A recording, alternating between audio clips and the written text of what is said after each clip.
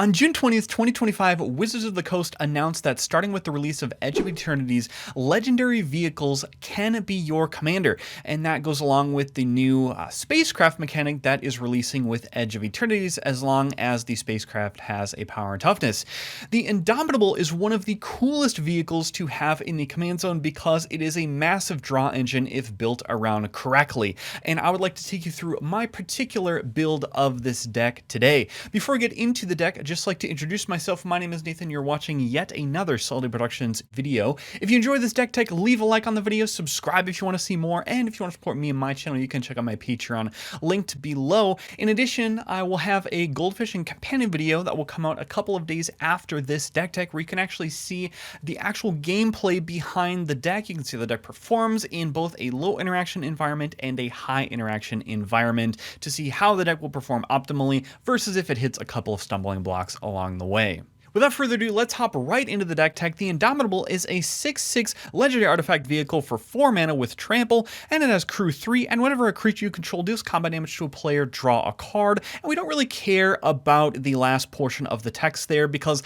although it is neat and fun to have an unflavored deck where you have pirates and pirate ships, the better typal version of this deck is actually to run rogues, because there are a lot of low-cost unblockable rogues available in mono blue. So the general play pattern for the Indomitable is essentially go turn 1, play a low-cost rogue, turn 2, play a rogue, turn 3, play another rogue, and then turn 4, play the Indomitable, swing with all 3 rogues, and then draw 3 cards. And then after that, you can continue to swing out with your unblockable rogues and draw just oodles of cards. This deck definitely does not struggle with card advantage at all, and I found that it is very consistent because you always have a massive source of card advantage in the command zone. We are also running a slew of finishers that are typically in artifact form because mono blue kinda sucks at generating onboard power and toughness, so we've had to lean into typo classics such as Banner of Kinship. We are running even like a coat of arms, really trying to access all of the powerful finishers out there, even if coat of arms will kill us in the long run, and also some other artifacts that we'll cover in just a little bit. And I just want to mention some key strengths and weaknesses within this particular deck. Because we are running a bunch of low-cost dudes and a bunch of low-cost interaction, because we have such a powerful source of card advantage in the command zone, it's pretty easy for this deck to pick apart or just generally mess up the game plans of big stompy style of decks, or really any deck that wants to stick a big valuable creature on the battlefield like Voltron, for example. On the flip side, at times, this deck, because it wants to swing out with its unblockable rogues, it can be somewhat shields down, so it can be somewhat annoying if you are the blood bag at the table. And a lot like mono green elves or slivers, we have to commit pretty heavily to the board, and so we are running a few counter spells to mitigate against board wipes, but board wipes can sort of be the bane of the deck as well. But the Indomitable does help us with that quite a bit, because let's say that we are able to commit 3 rogues to the board turns 1 through 3, swing with the Indomitable on the field on turn 4, draw 3 cards, and then the board is wiped. Well, we've already refunded the card advantage from those rogues swinging, so then we just need to redeploy. So it's more of a tempo loss to get board wiped more than a card advantage loss. Now, with that being said, let's talk about the stats of the deck. This deck costs about $450. However, the top 5 most expensive cards total $264. So if we were to swap those from our budget alternatives, or just cut them entirely, then this deck will cost about $189, which is pretty affordable relative to most commander decks. Additionally, our average CMC, if we were to scroll down here to look at our mana curve, we are running pretty low to the ground, lots of 2-drops. The average CMC is 2.73. Now, Moxfield on the page itself is going to say 2.61, but that's because we have a couple of MDFCs in the 0 CMC slot. So if we exclude those from the calculation, the average CMC is about 2.73. We are running 36 lands to support that average CMC and 13 ramp pieces. Now, normally I'd talk about our ramp pieces, but I think our rogue package is actually more important important. So let's jump into the rogues that we're running here. So starting us off here, I'm going to run through these pretty quick because again, we are mostly running these just as low to the ground 1/1s for 1 that can get in for damage and draw us a card. Furry Miscreant is just going to be a 1/1 flyer for 1. Merfolk Windwobber, another 1/1 flyer for 1, and it has some incidental card draw attached to it as well. Network Disruptor is going to be just another 1-mana 1/1 for 1, which again, we really value having 1 CMC spells. Slitherblade is a 1/2 for 1 that is unblockable, and this is just one of the best 1 CMC spells, and really a spell that you would want to mulligan for to look for in your opening hand. Triton Shorestalker, 1-mana 1/1 that's unblockable. Again, just running as many of these 1-mana creatures as we can. Fairy Duelist, we have to step up to 2 CMC now that we've sort of reached the bottom of the barrel with our 1 CMC creatures. So this is going to be a flash flying 1/2 that we don't really care about the rest of the text on the card. Furry Vandal, another flash flying 1/2 that slowly grows over time. Flesh Duplicate is a little bit of a cheat here because we want to copy one of our rogues that's already on the battlefield for only 2 mana. You could also run Phantasmal Image or perhaps Geralf the Fleshright in this particular slot. However, I figured that by the time Flesh Duplicate actually gets in for damage and then eventually dies from its vanishing effect, we will already have drawn the cards from it. So therefore, I'd rather run a 2 CMC clone than something like Geralf the Fleshright, even though that does create rogue tokens. Ghostly Pilferer is here. It can do a lot. It can become unblockable if we discard a card. It can also draw us a card on our upkeep when it becomes untapped. And then whenever an opponent casts a spell from anywhere other than their hand, draw a card, which is pretty nice. So draws cards off of commanders being played from the command zone. We are also running Ingenious Thief, which has been eroded to be a rogue creature type. When it ETBs, look at your opponent's hand, and it is a 1/1 flyer, so that's kind of neat. We also are running Invisible Stalker, which is a 1/1 unblockable for 2 with hexproof, which is pretty nice as well. Looter Ilkor has Shadow, so it can't be blocked or block except by creatures with shadow, and whenever it deals combat damage to an opponent, draw a card, then discard a card. Mercurial Spelldancer can't be blocked, and then it gets oil counters whenever we cast non-creature spells, and then when it deals combat damage to a player, you can remove 2 of those counters on it. If you do, when you cast your next instant sorcery spell this turn, copy that spell. You may choose new targets. So this is sort of nice to just copy an incidental removal spell that we're going to be firing off anyway. I wouldn't really count on that to happen. We're really just running this again because it's a 2/1 body for 2 that is unblockable, but this is a nice little upside for copying our removal spells. Nightveil Sprite, whenever it attacks, surveil 1, and it's a 1/2 with flying, so that can fix our mid-game draws there. Then we have Pecklock Prankster and Free the Fae, which is going to be a 2-mana flying vigilance 1/3. Shoreline Looter, again a 1/1 can't be blocked, and it's going to draw and discard a card unless we have 7 or more cards in our graveyard, in which case we draw a card. Vidalcan Infiltrator can't be blocked, and then it gets +1/+0. We don't really care about that.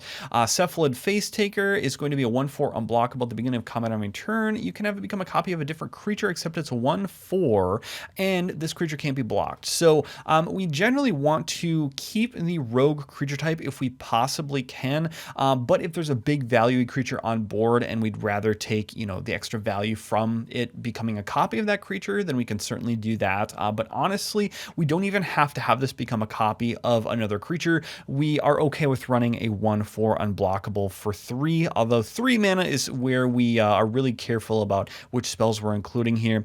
Then we also have Ilvoy Infiltrator, a new card from Edge of Eternities.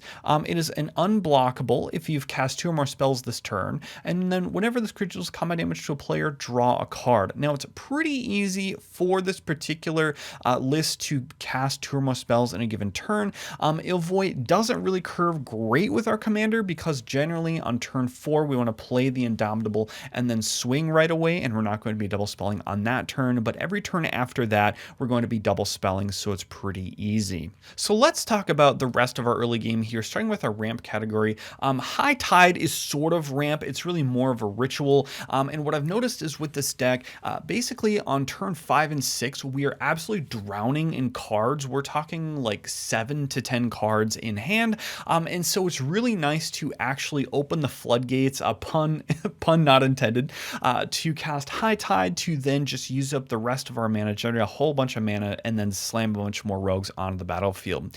Soul Ring is Soul Ring. Dousing Dagger is being run because we can flip it pretty easily into a land that will tap for 3 mana. So this is sort of like a Thran Dynamo in this particular deck that is less interactable, and we can pay it installments of 2 to get that 3 mana tapping land. Emrakul's Messenger is an excellent card here from Modern Horizons 3. Whenever you draw your second card each turn, create an Eldrazi spawn that can sack for mana.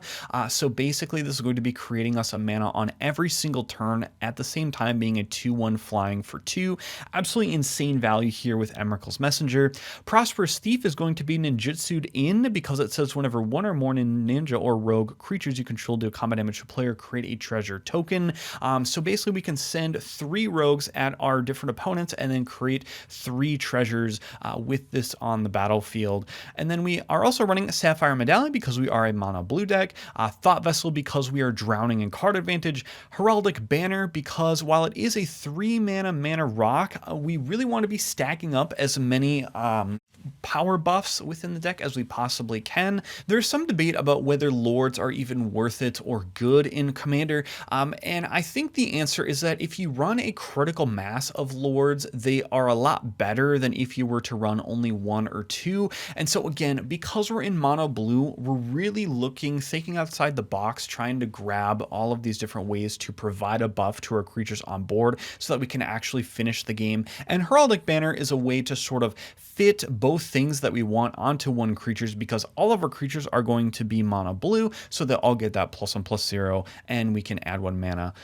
with that mana ability. Herald's Horn is here to basically allow us to spam out rogues onto the battlefield. We really want to reduce the cost of our rogues by 1 because we're running a lot of 2-drop rogues. So this is going to create us multiple manas per turn, essentially, as long as we can keep double spelling with our rogues. And again, think of every rogue that we play as cantripping not only once but possibly twice if it's able to stick to the battlefield. So every single rogue that we play, we really just want to open up the floodgates in terms of the amount of creatures we spew on the battlefield, because those are going to be drawing us cards with the Indomitable. Also, because we are running 28 rogues in the deck, the odds of actually triggering the card draw trigger off of Herald's Horn is about 1 in 3, which is okay. I figured that if you play Herald's Horn for the ramp or a cost reduction effect, and then you draw 1 card off of it, we've basically paid 2 mana for a sort of Sapphire Medallion, plus to draw a card for the other mana. So together, as long as we can get 1 extra card off of Herald's Horn, I think that it's worth it. But don't be relying on this to draw you rogue after rogue every single turn. Kefnet's Monument is here again for the same reason as Herald's Horn. We really want to be reducing the costs of our rogues as much as we can. We are running a lot of blue creatures in this deck, and when it says whenever you cast a creature spell, target creature an opponent controls doesn't untap during its control's next untap step, which is kind of nice to just keep down those scary tapped creatures, especially if we're the blood bag. This is a way to get back, or at least politic with opponents to not attack you. Patchwork Banner is going to be another Lord effect on a 3 mana rock.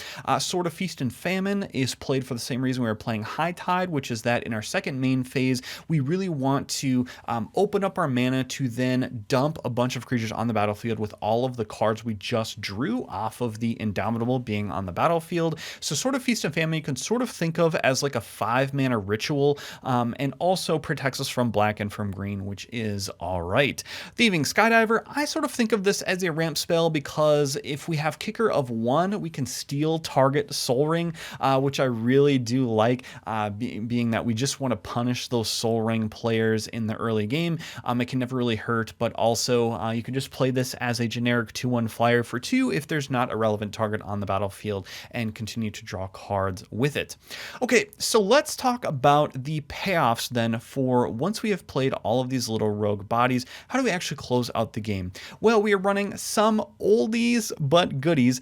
Door of Destinies normally I think is a bad card, okay? But in this deck, again, because we are running so low to the ground with a ton of card advantage. I've actually found that Door of Destinies is pretty easily able to stack up counters on it the turn it comes down. So Door of Destinies, even if it's like turn 5 or turn 6, we can play Door of Destinies for 4, and then we can maybe slam 1, maybe 2 rogues if we have a cost reducer on the battlefield, immediately give our creatures +2/+2 with the potential to add more counters on that in future turns. So Door of Destinies normally takes a little bit too long to charge up if you're running just a generic strategy where maybe a lot of your creatures are between 2 and 3 mana, but because we're running a lot of 1 and 2 drops, it's pretty easily to charge up the Door of Destinies. Dragon Throne of Tarkir is admittedly a reach towards the bottom of the barrel in terms of blue finishers. If you find a different blue finisher, I was even considering like Candlekeep Inspiration in this particular slot, but I think that we need a little bit more instants and sorceries to make that card work. Dragon Throne of Tarkir costs just a little bit too much mana and prevents one of our creatures from attacking, but the buff it does give is pretty good because it says play for 4, equip for 3, then for 2 mana, we can pay the tap ability. Other creatures in control gain trample and get +X/+X until end of turn where X is this creature's power. So I could definitely see, again, replacing this with something like a Candlekeep Inspiration because it is a total of 9 mana to even get the first activation off of this. But this is one card that just doesn't really make your opponents too scared because even if you were to slam this for 4 past the turn, it's going to take another full 5 mana to even get that buff. But at the end of the day, if you're already buffing your rogues, if you have like a 2/1 on the battlefield with another lord, maybe 2 lords, and we have like a 4/4 on the battlefield, this can give our creatures +4/+4, and it can do that every single turn. But once again, Dragon Throne of Tarkir is here because we are in mono blue, and we therefore have to resort to bottom of the barrel artifact finishers. What is not a bottom of the barrel artifact finisher is Onderil Narsil Reforged, one of my favorite colorless finishers out there. It's an equipment with Ascend. Whenever equipped creature attacks, put 2 1/1 counters on each creature control if you have the city's blessing. So I look at this as a 5-drop, give each creature on your board a +2/+2 counters.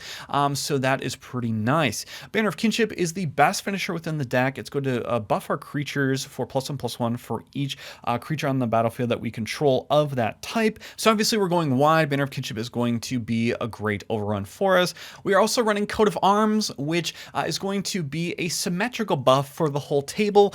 Now, it's sort of a commander rite of passage to die to your own coat of arms, so there is definite downside to that symmetry, but the reason why we're running it, sort of like I mentioned before, is that because our creatures are unblockable, we can get through all of those big buffed creatures to theoretically finish our opponents off the turn that this comes down, or at least we can kill the typal player at the table that's going to be benefiting the most from Coat of Arms. I don't know. Coat of Arms is one of those where we're going to have to resort to more buffs here. In pretty much every typal deck outside of mono blue, I've cut Coat of Arms for Banner of Kinship, but in this particular deck, we are running it because, again, we are in a mono blue, and also because our creatures are unblockable, and so we can somewhat mitigate the blocking effect of our opponents from this buffing their creatures as well. Obelisk of Earth, another sort of reach towards the bottom of the barrel. It's a 6 mana with Convoke. When it ETBs, choose a creature type. Creatures control the chosen type get +2/+2. We are just looking to, play this out for hopefully like 5 mana, maybe 6 mana if we don't want to tap our creatures, and give our creatures +2/+2. And then one of our better finishers, kind of a overrun substitute, is Graz Unstoppable Juggernaut, because it says other creatures you control have base power toughness 5/3 and are juggernauts in addition to their creature types. Now this does say juggernauts you control attack each combat if able, but this does come with a 7/5 body as well, which is kind of nice, but just be aware that this will prevent you from blocking pretty much ever again. All right, so those are our finishers, very much able to generate a lot of power and toughness on board, but somewhat at a price because we have to reach towards the bottom of the barrel because we're in mono blue. Let's talk about some other finishers in the deck here. Notorious Throng is our 1 extra extra turn spell that is on theme because it has Prowl for 6. Create X, 1/1 black for your rogue creature tokens with flying, where X is the damage dealt to your opponents this turn. If this spell's Prowl cost was paid, take an extra turn after this one. So a nice way to generate rogues on board and then use them the following turn. Let's talk about our removal. So we have a few counter spells to protect against board wipes. Flare of Denial, we're running a lot of blue creatures, non-token creatures that is. So Flare of Denial is pretty much the perfect counterspell in a deck like this. It's basically a free counterspell that we can sack like a 1/1 for 1 and just pay that cost to counter a target spell for essentially 0 mana. We are running an Offer You Can't Refuse because this can protect against board wipes. And then let's actually jump to the other counterspell here. Swan Song is our third counterspell that we are running. And then as far as removal, we are running Pongify, and you'll notice a theme here of very low cost, very mana efficient removal spells, because of course our bottleneck is going to be the mana that we can produce because we have such a powerful card advantage engine in the command zone. Rapid Hybridization, another functional copy of Pongify. For only 1 mana we can destroy target creature. Sigil of Sleep, we are able to bounce things repeatedly if a creature continues to get in for combat damage. And also this is great to, if an opponent is threatening to remove this particular effect, and let's say they're really scared of it, this is one that you can politic as well, because you can deal combat damage to a player and you can choose where the bounce trigger goes. We're also running Azure Beastbinder, which is in the removal category because it says it can't be blocked by creatures with power 2 or greater. Whenever Azure Beastbinder attacks up to 1 target artifact, creature, planeswalker, and opponent controls, loses all abilities until your next turn. If it's a creature, it also has base power and toughness 2/2 until your next turn. So Azure Beastbinder is sort of functionally unblockable. It can be blocked and killed by a bunch of 1/1s blocking it, but will an opponent really want to sack a bunch of the 1/1 tokens that they've generated in order to kill off this 1/2 drop? Not sure about that. But also, you can politic with Azure Beastbinder to say, hey, that big scary, cloud or whatever, that we really don't want its abilities to be, on the battlefield, or maybe it's a Joda, for example, we can just continuously keep that, removing its abilities and keep it at a 2/2 as long as it's able to continue to attack this other opponent. So if this other opponent is willing to take 1 damage in service of essentially removing the abilities of something like a Joda or some high value commander, then you can essentially have a perpetual ability loss sort of removal effect here that's stapled to what is essentially an unblockable rogue. So I find Azure Beastbinder has excellent synergy in this deck. Then we are also running Brazen Borrower and Petty Theft because it can be a 2 mana remove target non-land permanent, or I should say bounce target non-land permanent. And then it is a 3 mana flash flyer. It's not really a blocker, but this can be your emergency 3-drop rogue before we drop the Indomitable on turn 4. We are also running Runaway Together, which is just a nice multi-target bounce. And I found that bounce is pretty serviceable in Commander because Commander turns are so long. I mean, like 1 turn cycle is sort of like an eternity in Commander, that if you're able to bounce 2 things for only 2 mana, that's a pretty good rate and an extreme tempo loss. And I think that tempo is relevant in Commander. We're also running Volatile Stormdrake as what is essentially a 2 mana theft effect as long as the stolen creature is CMC 4 or less. This is an amazing card for Modern Horizons 3 and pretty much an insta-slam into every blue deck. And if for some reason Volatile Stormdrake is on the battlefield, it does have to target something, but if for some reason there isn't like a relevant target or something like that and the ability fizzles, then we still have a 3/2 flyer that can draw cards with the Indomitable. We also have Amphibian Downpour, which is going to be a multi-target ability loss aura because we can enchant a creature with Storm, and then enchant a creature, loses all abilities, and is a blue fire creature with base power toughness 1/1. Now, because it has flash, we can also save this for an opponent's turn. If they've cast a bunch of spells, we can cash in the Storm for a bunch of copies, or we are also running a bunch of low to the ground spells in our own deck, and so we're able to multi-spell, double spell, triple spell, quadruple spell on our own turn. So then Amphibian Downpour can be good on our own turn as well, even though we're not running like a bunch of Enchantress synergies. But I found that this card is just an absolute banger, and it will perpetually keep those creatures with no abilities.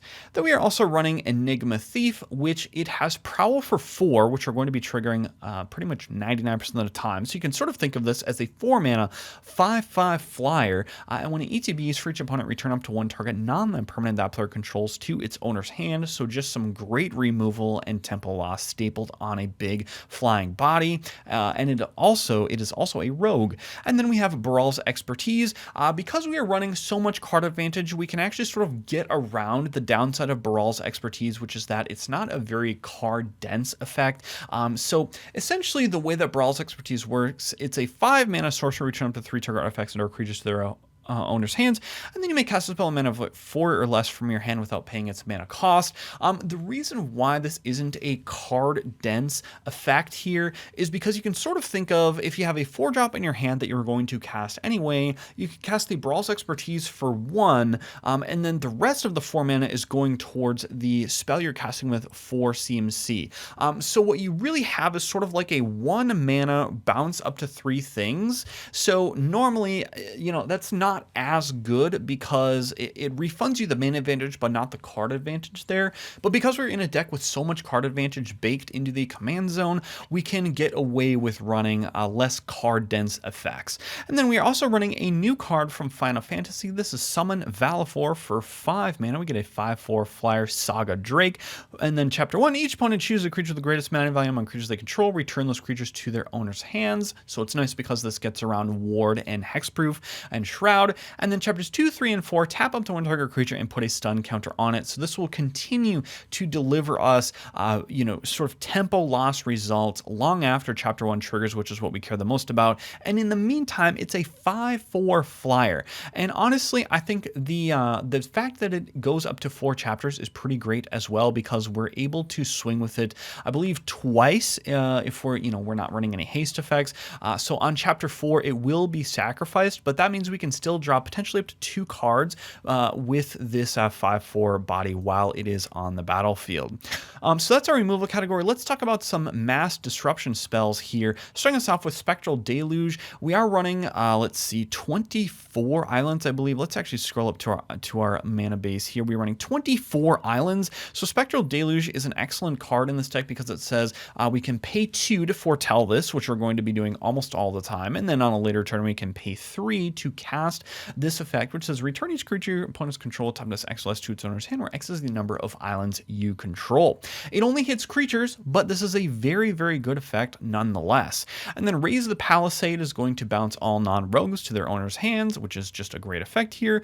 We're running Cyclonic Rift as a game changer, and we're running Subjugate the Hobbits. Now, Subjugate the Hobbits is interesting in this particular deck because not only does it, so first of all, 7 mana, gain control of each non-commander creature with mana value 3 or less.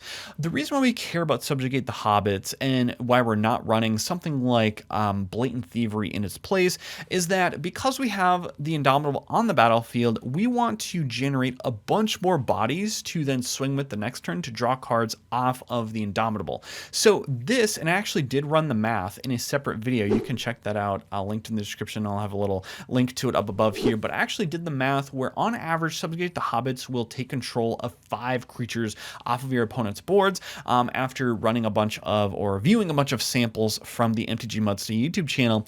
And so I consider that an amazing tempo swing because you're generating 5 bodies for yourself that you can then swing with to trigger the Indomitable to draw more cards. At the same time, you're getting rid of the valuable utility creatures and just, sort of vegetable creatures that your opponents require to make their decks run. Things like Mana Dorks, things like Orcish Bowmasters of that similar nature. So that is our mass disruption category. We are running 2 Lords within the deck to also buff up our rogues. I'll just mention these as long as they're here. Metallic Mimic is going to be a 2 mana, sort of a Lord effect, but it cares about creatures that are cast after it. This is going to be another sort of creature that we're playing because we are in mono blue once again, and we're looking for just all of the ways to buff our board. Adaptive Automaton is also going to be a similar pick here. It is a lord that is going to be active the moment it hits the battlefield, and it will be a rogue on the battlefield itself.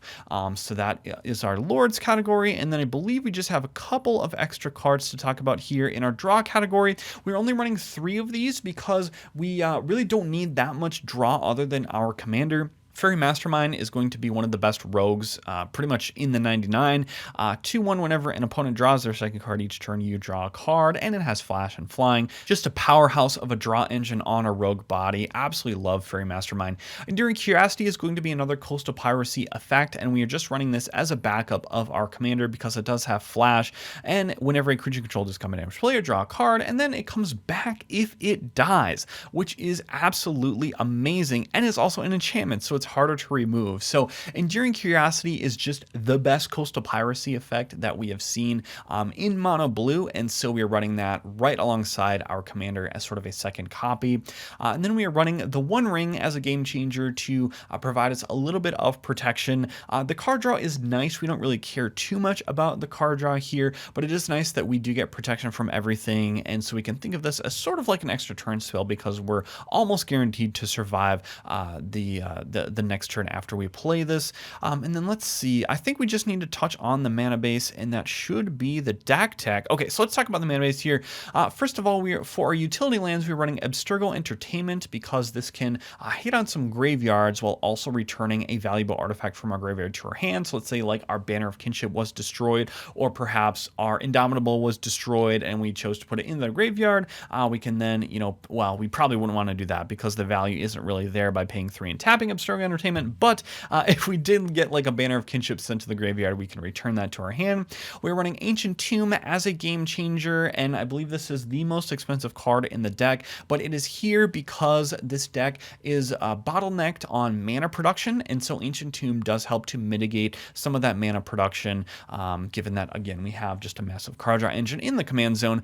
Glasspool Mimic is a rogue on its front side, and it can be an emergency copy of a 3 as a 3 mana rogue to swing with on turn 4 if it's played on turn 3. So here, it's just sort of emergency rogue play. Most of the time it's going to be a tapped land, but it is nice that this can add to our rogue synergies.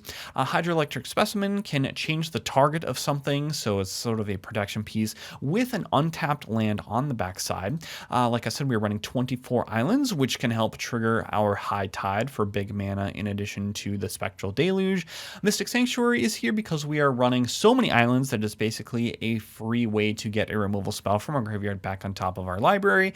Nykthos is here to obviously generate a bunch of mana because we're in mono blue and we are generating a bunch of mono blue pips. Otawara is here for some emergency removal. Reliquary Tower to reduce that max hand size, or rather get rid of our max hand size. And then Scavenger Grounds is here for a graveyard hate. Sink into Stupor for some stack interaction, and this is an untapped land on the backside. Absolute auto include in any deck with blue. 3 Tree City, because we are a tribal deck, this will produce a ton of mana. It's basically a sort of second copy of Nykthos. That's a little bit harder to accrue because it's harder to get as many creatures out on the battlefield, but we are in the business of spewing rogues on the battlefield, so this is an excellent include. And then Lorien Revealed as well for some emergency card draw that is run as a tapped land, because if we were to pay 1 into the island cycling to then search up, so let's say we have our tapped land that we've paid 1, and then we search up a basic, and then we play said basic, well, now we are run into the same scenario mathematically as if we were to have just played a tapped land in the first place. And that will conclude the Indomitable Rogue Tribal deck tech. Again, guys, this is super fun because you're always able to deploy your game plan because you're running so low to the ground in terms of mana cost. You're always able to deploy those rogues, and then because we have a card advantage engine in the command zone, you're always going to be drawing a bunch of cards. And I just really love decks like this that are always going to be doing the thing. We're not relying on drawing our ramp or whatever. We're always able to get enough cards in our hand to actually carry out our game plan, and at the same time we are running a bunch of removal to hopefully keep our opponents at bay while we can deploy our rogues, and then while we can deploy our big finishers. So that is the deck. I hope you guys enjoyed it. If you did, leave a like on the video, subscribe if you want to see see more. And again, I will be coming out with a companion video in the next couple days where you can see how this deck is played. And I'm going to start a new segment at the end of these deck texts where we actually go over a comment of the week. And this week's comment of the week is brought to us by How2812 within my Terra Herald of Hope Precon upgrade video. He says, how do you feel about anger? Why don't you run it? And I'd just like to comment that anger is a perfectly fine inclusion for that particular deck. Terra herself actually reanimates creatures that are tapped onto the battlefield, and there's actually a limited number of reanimation spells, I believe, and one of those is even Victimize, I believe, which reanimates the creatures tapped anyway. So I will say that Haste is a great card, perfectly viable in a deck that wants to be discarding.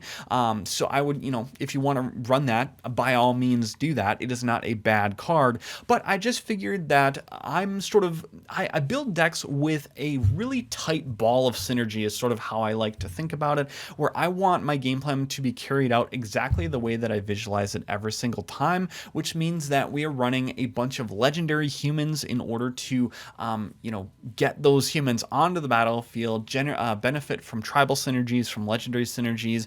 And so I just found that haste was not really needed in that deck because we're going to be reanimating things with Terra most of the time. And also, if you were to hard cast humans in the first place, I mean, you can totally do that, but the whole point is to reanimate cards on the battlefield with Terra.